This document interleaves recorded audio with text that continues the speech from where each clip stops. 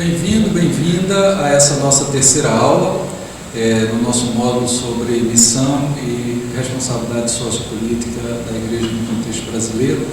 Nós hoje vamos trabalhar com o tema A Igreja e os novos movimentos sociais no contexto da globalização e da crise da modernidade. Eu gostaria de começar primeiro chamando a atenção para algumas dessas palavras, que a gente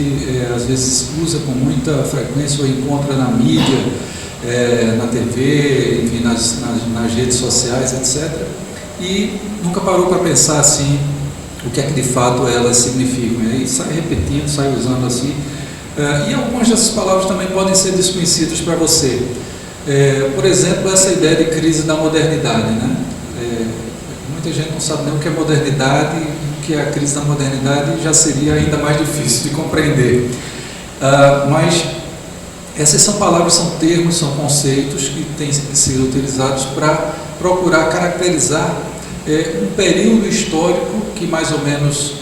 iniciou ali por volta do século XVI. Isso nos traz a lembrança da nossa primeira aula, quando nós falamos da questão da colonização e do surgimento do capitalismo, porque esse período que também é marcado pela grande cisão, a segunda grande cisão da Igreja cristã, que foi o movimento protestante, o surgimento da Reforma Protestante no início do século XVI, 1517, no contexto da Reforma Luterana, já havia alguns movimentos anteriores a isso. Então vejo que num único período de tempo ali tem um monte de coisas acontecendo, expansão colonial de sociedades, estados europeus pelo resto do mundo, primeiro para as Américas, depois para a África e para a Ásia em seguida, já entrando pelo século XIX. O surgimento do capitalismo, porque toda essa expansão comercial está associada a uma transformação profunda que vai acontecer na forma de organizar as atividades econômicas, que dará lugar a isso que a gente chama hoje de capitalismo. Mudanças nas formas de pensamento, que se expressam no chamado renascimento, que é uma forma de pensar que, enfim, traz de novo à tona a importância de observar o ser humano, o lugar do ser humano na história, valorizar a presença humana na história, o que contrastava com a mensagem da Igreja naquele momento em que tudo era atribuído a Deus, em que o ser humano não era nada, e ao mesmo tempo se percebia que alguns seres humanos não eram tão nada assim, Era a maioria dos outros que não eram nada e alguns eram muito. Isso leva ao surgimento de várias formas de pensar, que a gente chama, nesse conjunto, e num período que tudo não começou nem aconteceu ao mesmo tempo, num período de pelo menos 200 anos, a emergência disso que a gente chama de modernidade. E a modernidade chegou no seu píncaro, no seu auge, ali no século XIX, já com a expansão colonial praticamente alcançando todo o mundo que nós conhecemos, não necessariamente todos os lugares, mas todo o mundo. O capitalismo se transformando no sistema econômico, sociopolítico, cultural, dominante na humanidade, e na multiplicação de formas de pensamento e de religião, se tornando a marca dessa realidade. Uma ênfase muito grande no lugar central da ciência e da razão, regendo, governando, definindo os rumos da vida social, que são marcos muito importantes também da modernidade, e algumas grandes guerras, que não demoraram demais a acontecer, tanto na Europa como depois guerras que, em função da própria estrutura do colonialismo ter alcançado o mundo todo, acabaram se tornando guerras mundiais. Não porque em todos os países do mundo tenham entrado nessas guerras, mas porque elas não respeitaram mais a lógica clássica de que se tratavam de conflitos entre duas partes apenas. Então, muitos países foram envolvidos os lugares em que a guerra aconteceu também se ampliaram bastante. E esse é o legado da modernidade. A crise da modernidade é um momento que a gente pode associar aí com o século XX, praticamente, basicamente,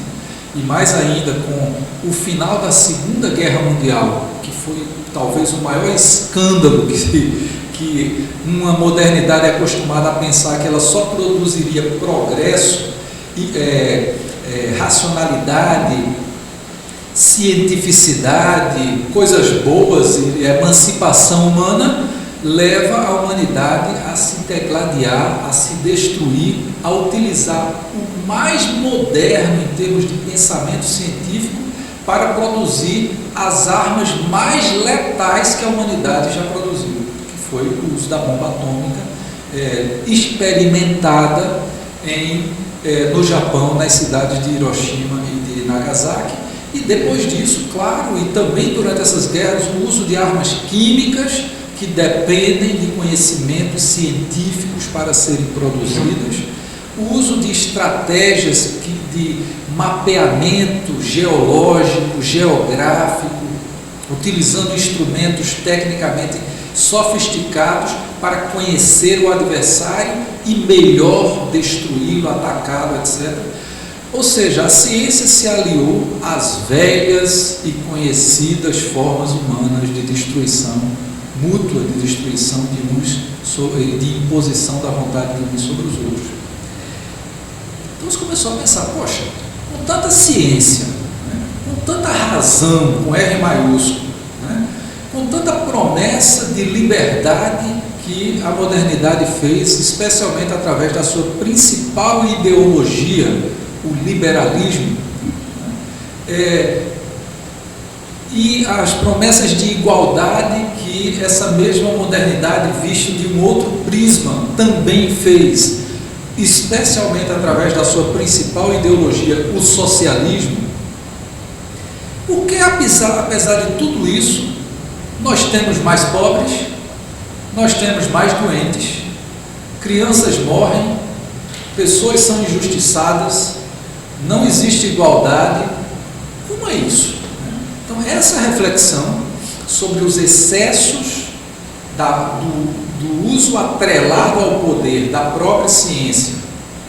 sobre o fracasso da modernidade de cumprir promessas de emancipação, de liberdade e de igualdade para todos, surge um pensamento crítico da modernidade. Surge também um pensamento crítico do lugar onde todas essas ideias teriam se constituído, a chamada modernidade ocidental, a percepção crescente que outros povos e pensadores desses povos, também pensadores europeus, começaram a ter, de que as fontes dessa forma de pensar e ver o mundo, desta forma de agir, desta forma de dominar a natureza e as pessoas, estavam muito relacionadas à experiência das sociedades europeias. De modo que as promessas da modernidade, bem como as mazelas da modernidade, teriam fontes muito fortemente ligadas ao mundo europeu ocidental e, desde o final do século XIX, norte-americano, especialmente se a gente pensar Estados Unidos e Canadá na América do Norte, não tanto o México. Enfim, essa crise da modernidade também diz respeito ao surgimento de um processo de descolonização muito acelerado nos anos 50 e que deu origem a grande parte dos países independentes que nós temos hoje. Então, essa descolonização faz parte desse grande processo que eu estou chamando aqui de crise da modernidade. Nem bem nós estávamos começando a dar conta dessas coisas, compreender, ter essa percepção, e outra palavra surge no nosso vocabulário, que é a palavra globalização, que tem muito a ver com essa percepção de que o capitalismo, construído sobre os pilares do colonialismo,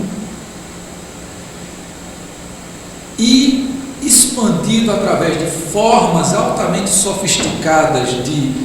produção e coordenação, circulação de bens materiais e não materiais, produtos financeiros, por exemplo.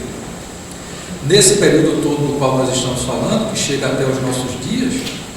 este capitalismo tomou conta do mundo, integrou o mundo. As inovações tecnológicas ocorridas dentro dessa sociedade capitalista, né, tanto quanto também nas sociedades modernas socialistas do leste europeu, ali no século XX, na primeira metade do século XX,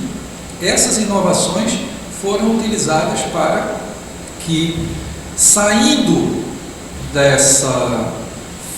desse período em que o capitalismo reinou, mas ao mesmo tempo teve que dividir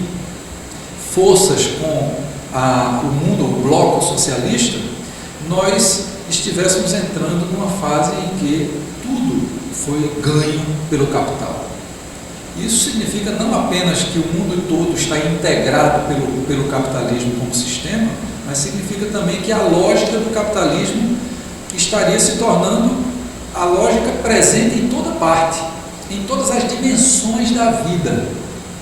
seja da vida individual, seja da vida coletiva, seja de sociedades, seja de grupos pequenos, até informais. Então, esse processo foi chamado por alguns autores de globalização. No início só se pensava na globalização como globalização econômica, mas hoje está muito claro que esse processo de globalização envolve também uma dimensão política, na medida em que instituições internacionais foram utilizadas e continuam sendo utilizadas para dar um certo ordenamento a este mundo da economia regido pelo capitalismo, mas também para corrigir exageros, desvios, né, absurdos produzidos por esse mesmo mundo, e globalização também no sentido cultural, porque mudanças, especialmente do ponto de vista das viagens e das comunicações, permitiram que cada vez mais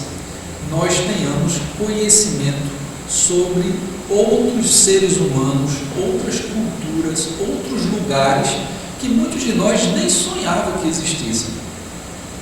Então, globalização é esse termo que tenta dar conta dessa coisa toda. Em larga medida, como nós ainda continuamos sob a égide do capitalismo, globalização tem muito a ver com o capitalismo, mas não tem só a ver com o capitalismo. Porque de dentro da globalização, nós também temos a possibilidade de perceber os movimentos críticos, as formas críticas de pensamento e de ação que se beneficiaram e se beneficiam do mesmo conjunto de situações, de recursos, de oportunidades que esse mundo chamado de globalizado disponibiliza. E isso também significa que a ideia de local e de não local é bastante transformada por essa nossa nova percepção de que o mundo está globalizado. Porque, de um lado, coisas que a gente estava muito acostumado a vivenciar como se fossem só nossas daqui, a gente percebe que acontecem em outros lugares. Coisas que nós gostaríamos que fossem só nossas e daqui, estão sendo também levadas para outros lugares. E coisas que nós pensávamos que eram universais, que pertenciam à humanidade, a gente agora começa a perceber que vem de algum lugar muito particular, vem de certas sociedades, certas formas específicas de organização econômica, política, cultural, etc. A mídia, chamada assim, ela ampliou bastante a nossa possibilidade de perceber o mundo de uma maneira muito mais ampla. E isso teve um impacto muito grande sobre aquilo que a gente considera local, porque as coisas que a gente pensava que eram só nossas estão acontecendo aqui do jeito que acontecem em outros lugares, e as coisas que a gente gostaria que fossem só nossas estão sendo levadas para outros lugares. Em outras palavras, o local e o global estão meio misturados nessa nossa experiência recente do mundo. A distância física não é mais suficiente para manter as coisas separadas e isoladas. As coisas se conectam de várias maneiras. E por aí também circulam relações de poder bastante desiguais, e entram e saem desses lugares, desses locais onde nós vivemos, e circulam nesse mundo mais amplo, que é ao mesmo tempo feito de muitos locais e de dinâmicas que não são de local nenhum, que são, na verdade,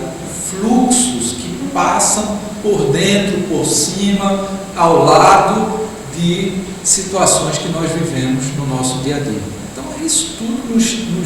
fala de um mundo onde as coisas estão muito mais integradas, onde o bem e o mal têm possibilidades enormes de se multiplicarem e se difundirem, e, portanto, onde nós somos chamados a exercer discernimento e assumir a nossa ética como cristãos e cristãs de uma maneira bastante desafiadora. Algumas dessas respostas à crise da modernidade e à situação da globalização se dão sob a forma de organização coletiva de pessoas em lugares específicos ou através das fronteiras desse mundo. Pessoas que às vezes nem se conhecem fisicamente, mas se veem participando de um mesmo movimento. Tá? E essas formas de organização coletiva, elas são normalmente chamadas de movimentos sociais. Elas existiam e continuarão existindo nos contextos locais e nacionais, mas uma novidade importante, quer dizer, agora não é tão uma novidade, mas enfim, agora a gente percebe isso com mais força, é a possibilidade de que movimentos que existem para além desses contextos locais tenham uma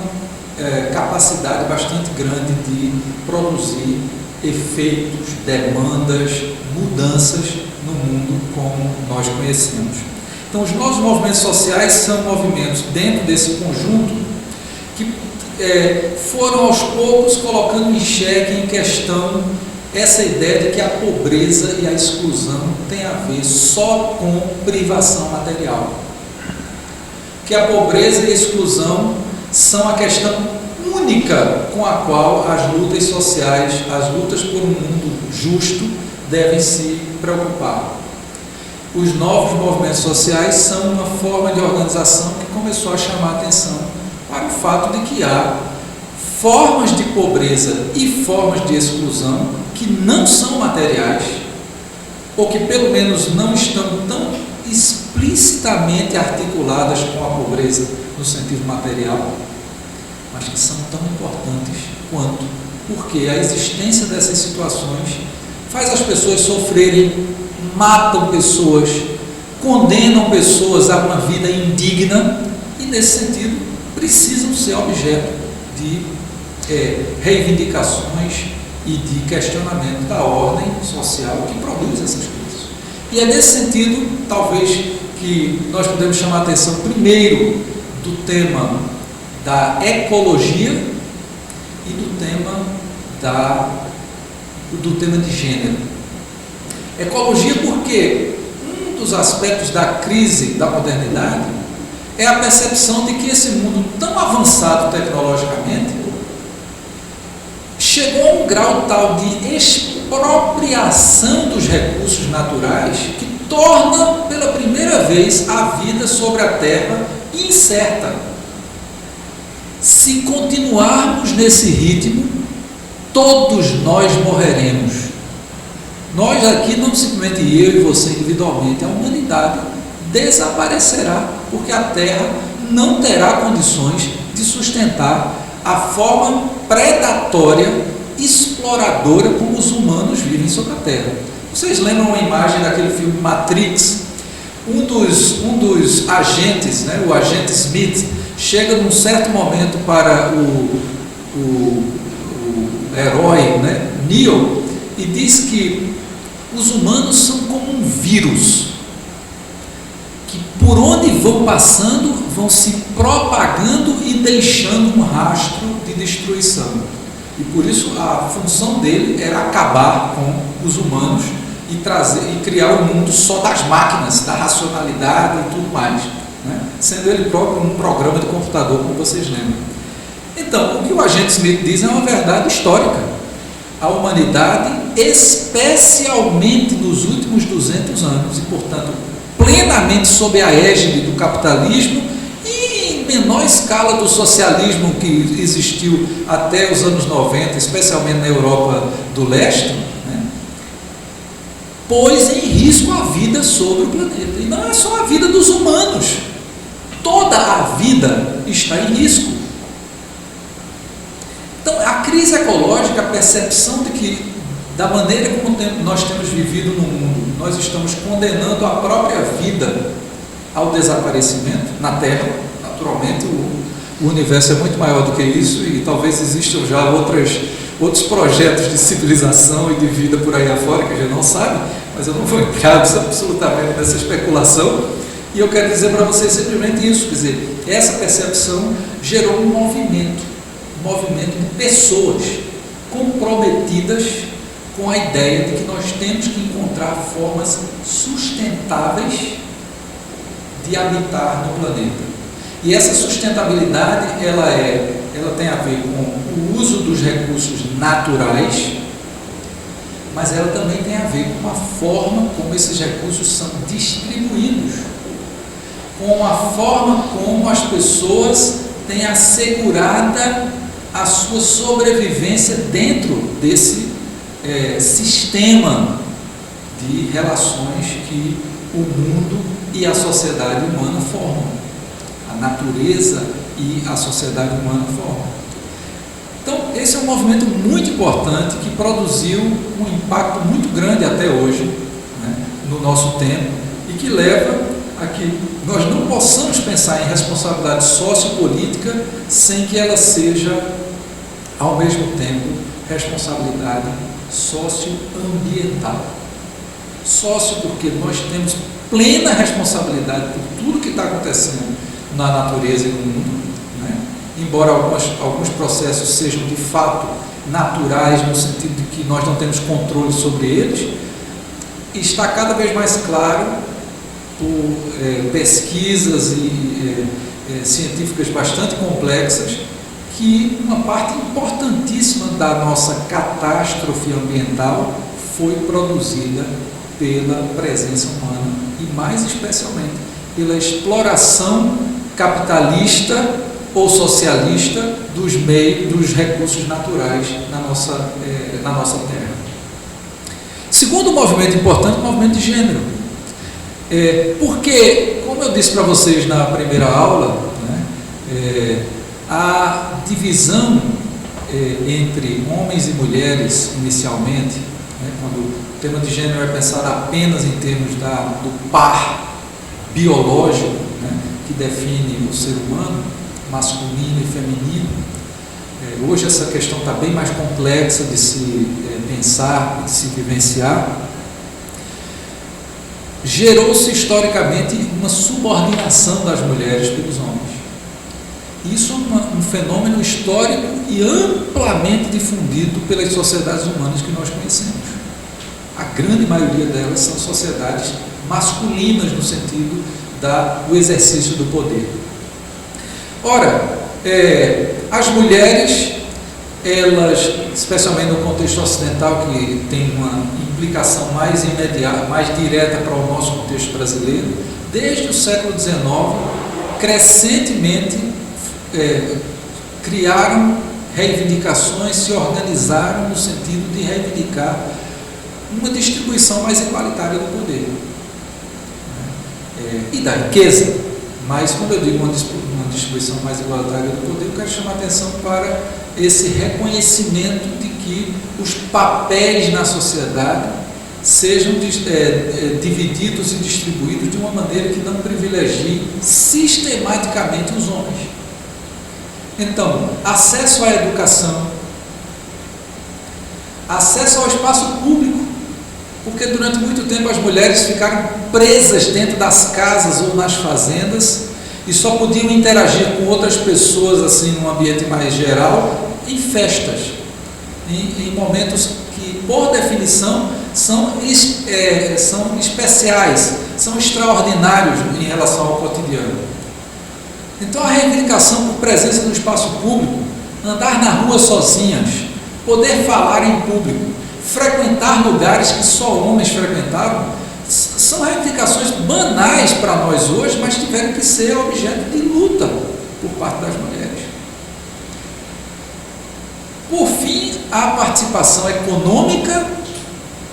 que embora a modernidade já tivesse assegurado, ou o capitalismo já tivesse assegurado, porque expropriava o trabalho tanto de homens quanto de mulheres,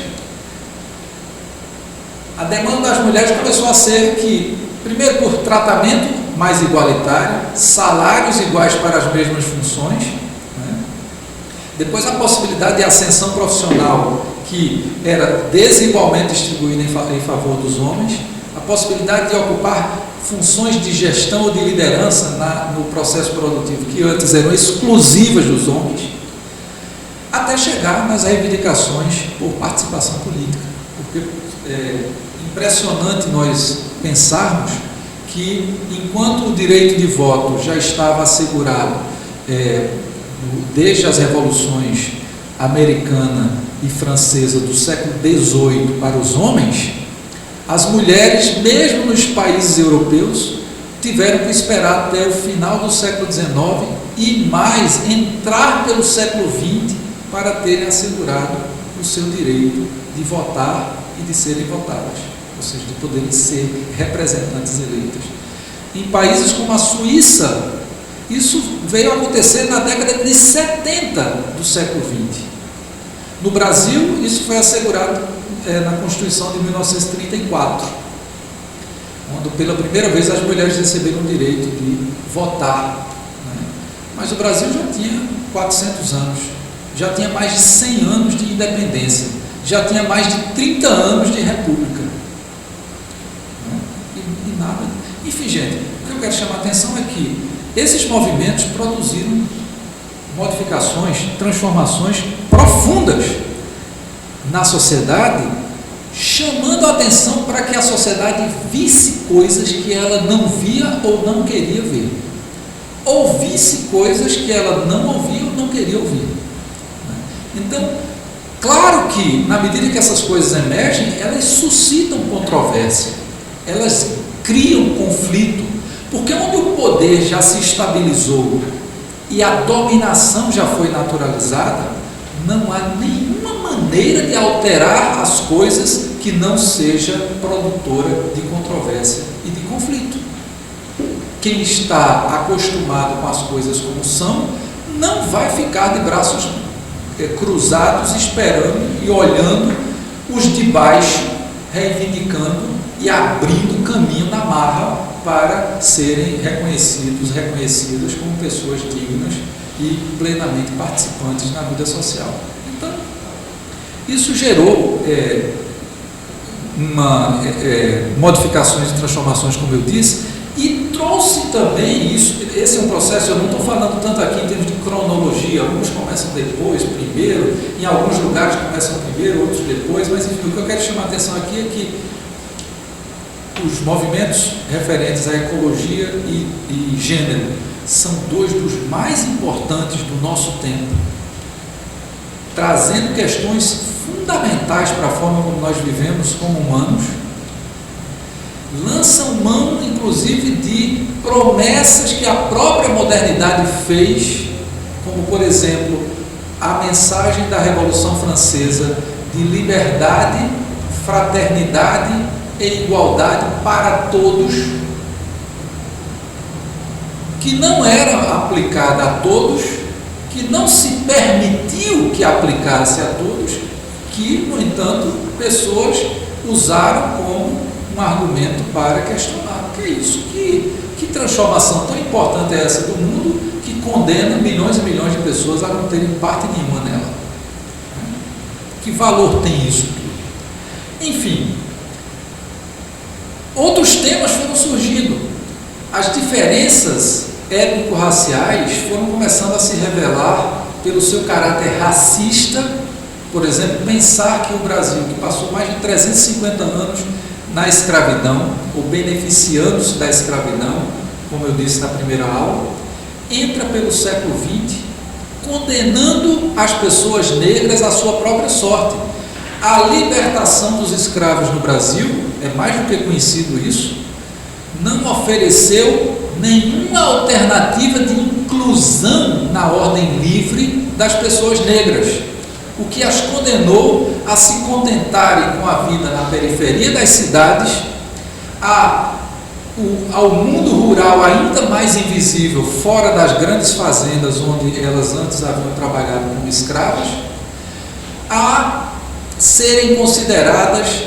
ameaça ou fonte de ameaça para as pessoas incluídas e abastadas na sociedade e, portanto, alvo da ação policial, do preconceito, da discriminação ativa, quer dizer, do preconceito, que é simplesmente a atitude de considerar uma pessoa menor, inferior, indigna por alguma característica dela, física ou não, e da discriminação ativa, que é um comportamento deliberado de excluir alguém com base nessas mesmas características. É o momento em que o preconceito entra em ação, chama-se discriminação. Os negros e as negras neste país se tornaram livres no século XIX para imediatamente se tornarem pobres, se tornarem marginais, se tornarem criminosas, se tornarem alvo dessa violência que a sociedade elitista brasileira do século XIX e do início do século XX reservava a esse contingente enorme da população brasileira, considerado ignorante, considerado sem valores, sem qualidades, indigno de ser integralmente parte da sociedade. E nós ainda hoje vivemos os efeitos disto, quando nós percebemos que a grande maioria das pessoas encarceradas no Brasil são negras, quando a gente percebe que a maioria dos jovens assassinados nas cidades no Brasil são negros, quando nós percebemos que a violência contra mulheres, além de ser escandalosa em si, por ser violência contra as mulheres, vitimiza as mulheres negras mais do que as mulheres brancas. Esses são os ecos da escravidão, né, e da maneira como nós, como sociedade, embora eu e você não estivéssemos lá, na medida em que a gente se afirma como brasileiros e brasileiras, a gente ao mesmo tempo se torna responsável por isso, nós reservamos esse espaço para o que hoje é pelo menos 45% a 50% da população brasileira.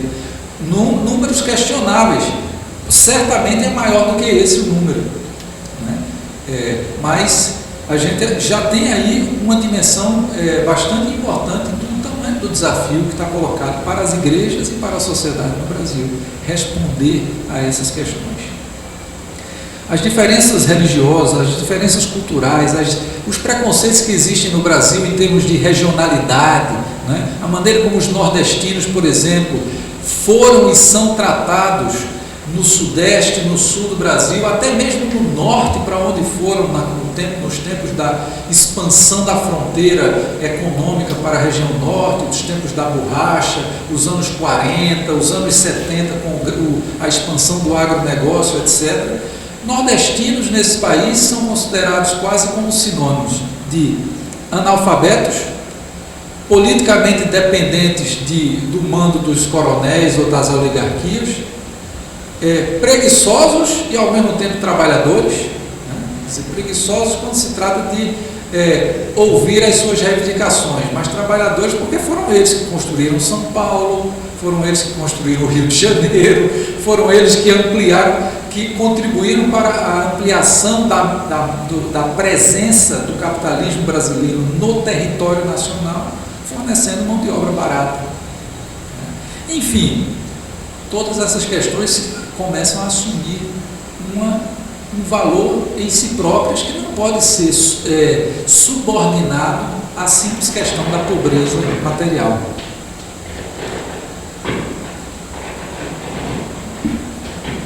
Nós temos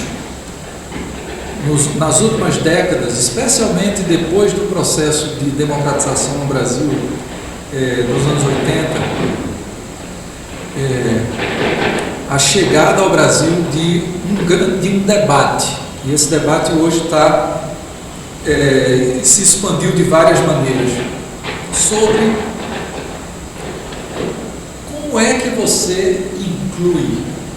essa população nos frutos da riqueza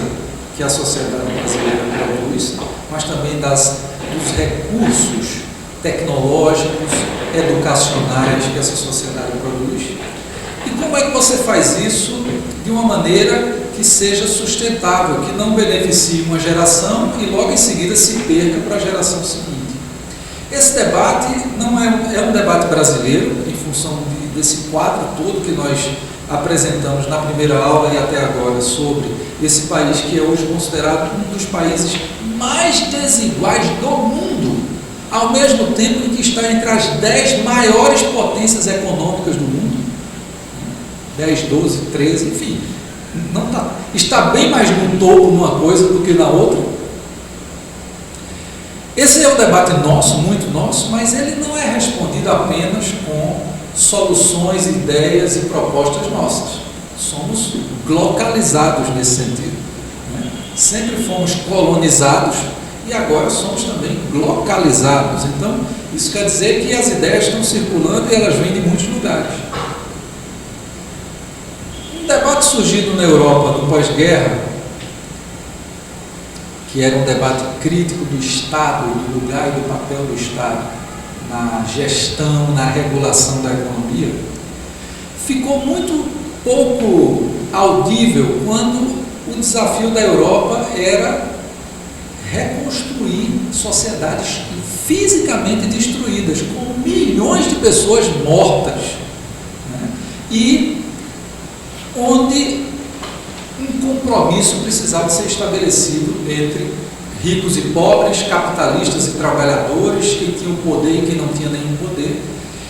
E os partidos e os movimentos que conseguiram melhor traduzir esse compromisso na Europa foram chamados partidos social-democratas. Eram partidos, na sua origem, operários, socialistas, que foram incorporando ao longo do fim do século XIX até a década de 30, mais ou menos, do século XX,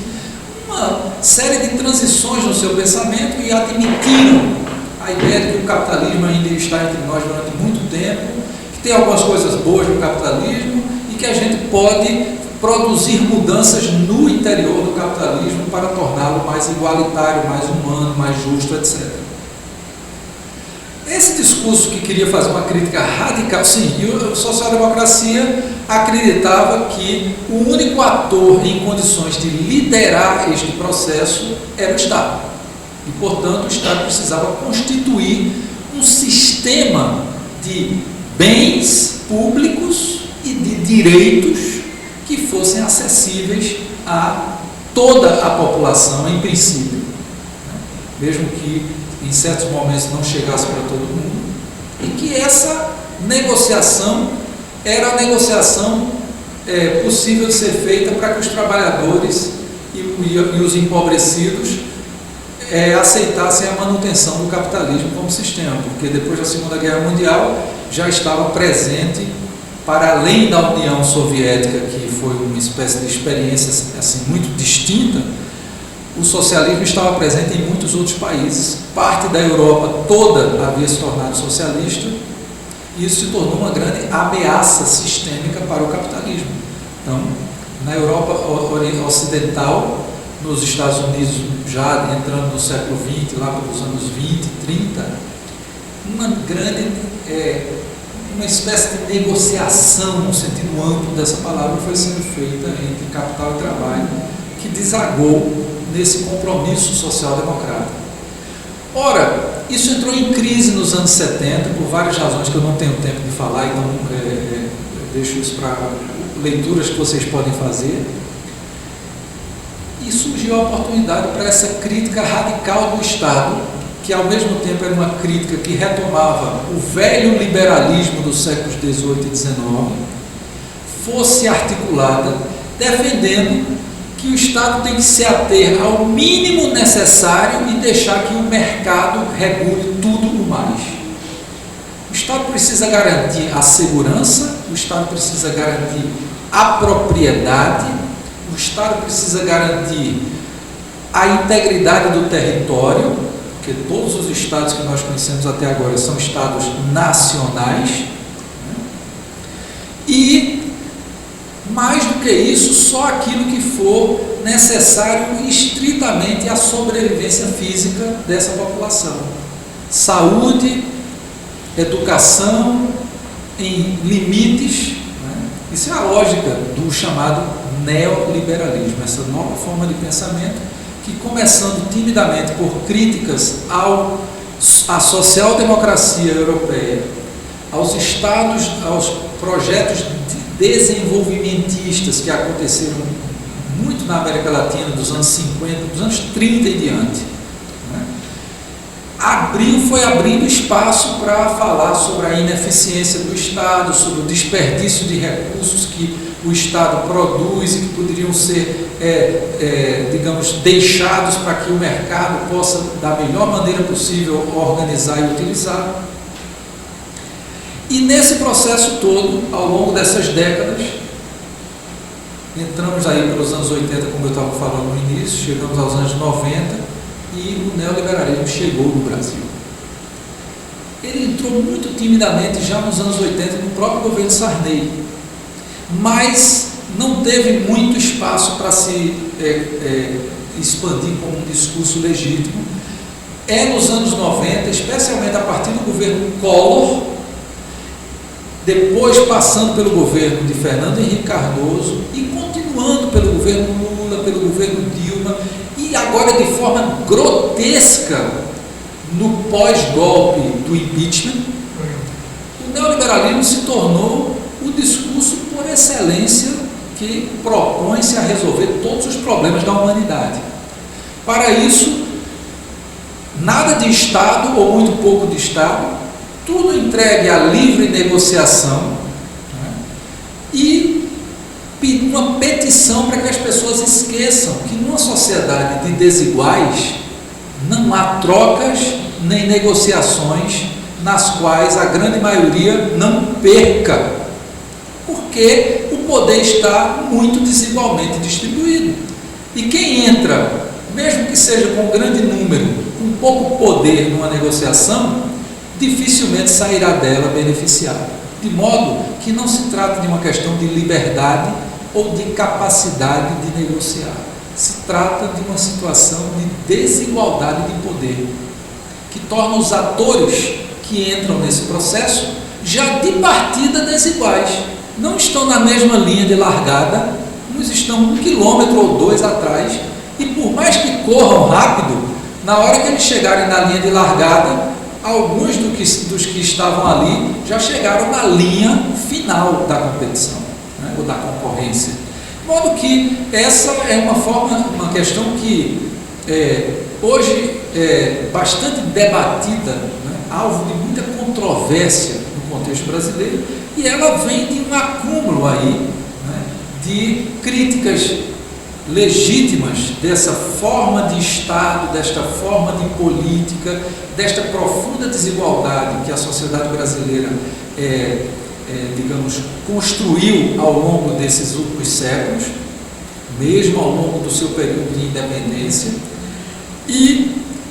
a junção dessas críticas legítimas com respostas que não necessariamente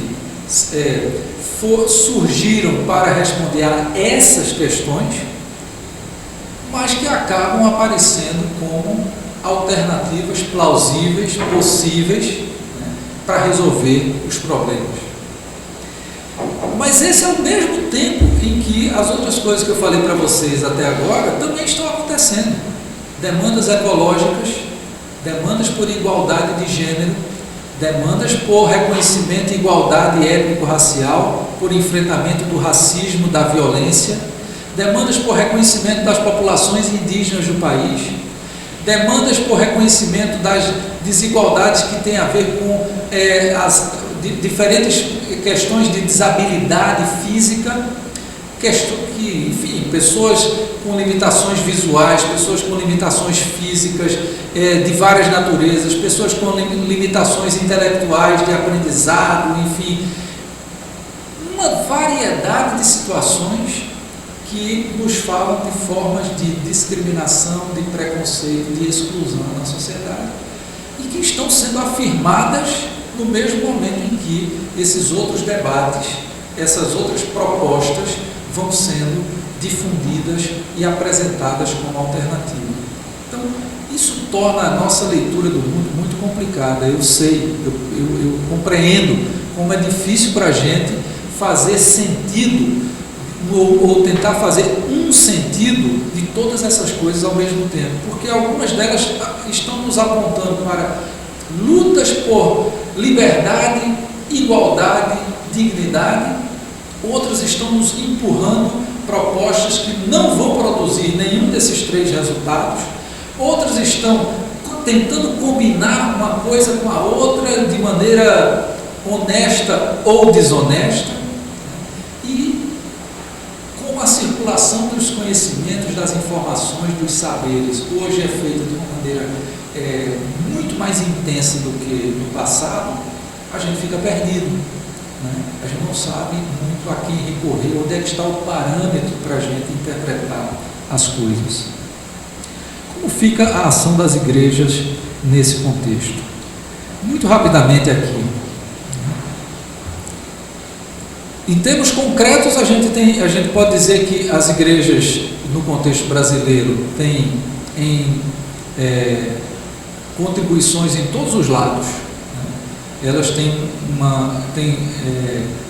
trajetória que as associa,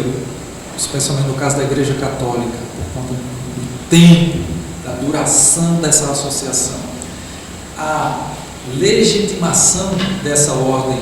existente no Brasil, a criação de argumentos cristãos para que as pessoas aceitem a sua condição de inferioridade, a sua condição de pobreza, a sua condição de indignidade humana. Isso também acontece no interior de igrejas minoritárias, como as igrejas protestantes e as igrejas evangélicas, inicialmente sob a forma do auto-isolamento, ou simplesmente da invisibilidade. Só que quando nós nos isolamos, nos auto-isolamos, ou enquanto nós estamos invisíveis, isso não significa dizer que nós não tenhamos nenhuma responsabilidade pelo que está acontecendo, ou nenhum chamado para agir, responder, nos envolver junto com outras pessoas para enfrentar estas mesmas situações. Dessa maneira, nós podemos dizer, sem muito medo de errar, que embora a Igreja Católica no Brasil tenha uma responsabilidade de séculos